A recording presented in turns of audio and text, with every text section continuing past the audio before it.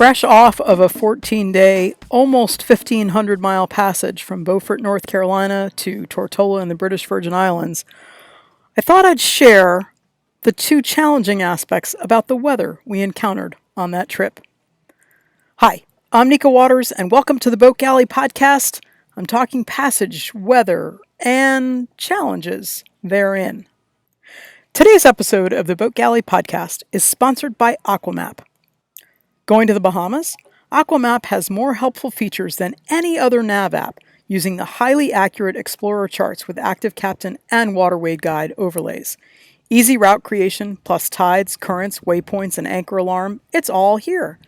Buy the most up-to-date charts for specific areas on either a one-year or lifetime access basis, all with unlimited updates. Find Aqua Map, careful, no S, wherever you find your apps. Our recent passage from Beaufort, North Carolina to Tortola in the British Virgin Islands was kind of a milestone one for us. It was the first successful super long passage that we've done together. The last time we did anything more than a night offshore was in 1996 when we crossed the Caribbean Sea from Venezuela to St. Croix, about a 4-day passage. We have helped friends cross the Atlantic, but this was the longest passage, just the two of us.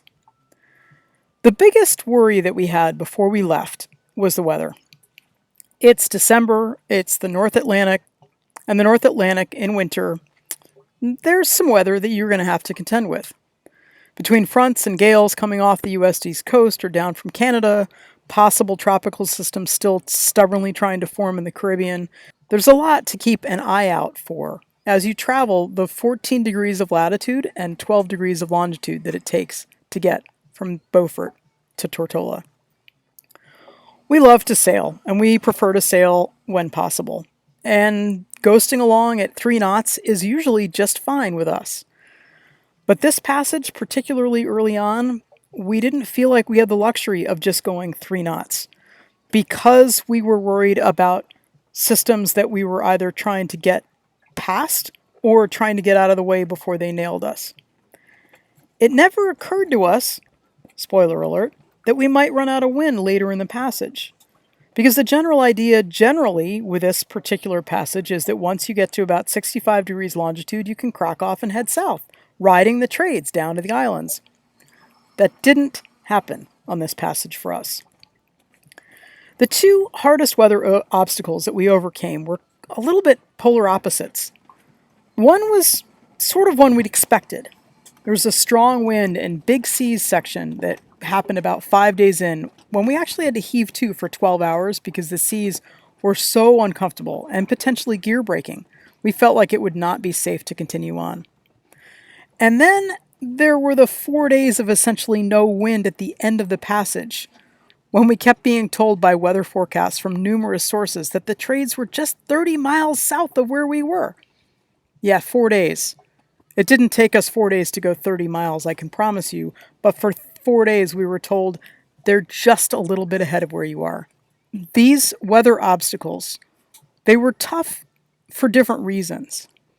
The strong wind and big seas section 5 days in where we needed to heave to, that was a little scary. The seas were really, really big, and we had waves kind of crashing up onto the rig.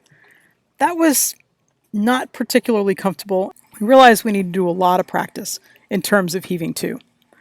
The 4 days of no wind at the end of the passage was harder, almost, than those 12 hours. And it was harder because we didn't have diesel to just keep motoring through. And psychologically, at the end of the passage, when you got 300 miles left to go and you knew that if the trades had filled in, that would be a 2-day passage, and instead we're making 2.5 to 3 knots and it's going to be another 4 days, that was possibly the hardest part of those no wind days.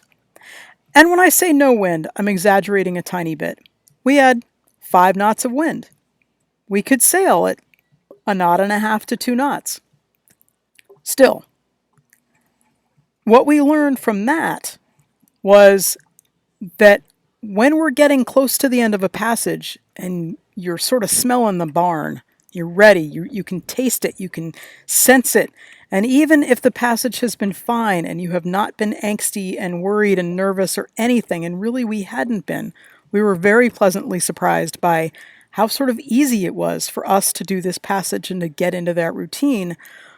But boy, when we could sniff the end and it just felt like it was out of reach, that was psychologically the most challenging part of the whole passage. Weather can be an obstacle in terms of wear and tear on your boat. It can also be an obstacle just in terms of psychology. And it was surprising to me how much the psychological aspect made a bigger difference even than anything else. It's great that we have a light air sail. It's wonderful to have a Code Zero, and we were able to use it to sail, at least moving our boat forward when we might not have if we only had heavy air sails. I know in reading books, and one of my mentors is Lynn Pardee, and she and her husband Larry sailed around the world on a boat that's very much like Calypso, on two boats, very much like Calypso, actually, except theirs were wood. But she points out that they had more time in light air than in heavy air. And though one of their spectacular books that lots of people have as a resource on board is called Storm Tactics, people don't want to read about, oh, well, here's how you keep your boat moving in light air. And certainly we had 12 hours of really rough, strong winds. And then we had 4 days of super light air. One passage, not necessarily the way everything is going to be going forward. Our two weather obstacles were pretty different in terms of what they meant for the boat. We overcame them both, had a lot of lessons to learn for both of them. But the long story short is that after 14 days and just about 1,500 miles, we did make it to the Caribbean. And we're in the BVI, and it's hard to believe that after all this time and effort and prep, we actually have made it. I can't wait to share an anchorage with you, whether it's in the BVI or further south in the Caribbean, and we can toast to the fact that we're not dealing with terrible weather, whether it's too strong or too light. Thank you so much for listening to the Boat Galley podcast. We love hearing from our listeners. We love it when you share us with your friends, and we love it when you don't forget to subscribe in your favorite podcast app. Have the most spectacular week.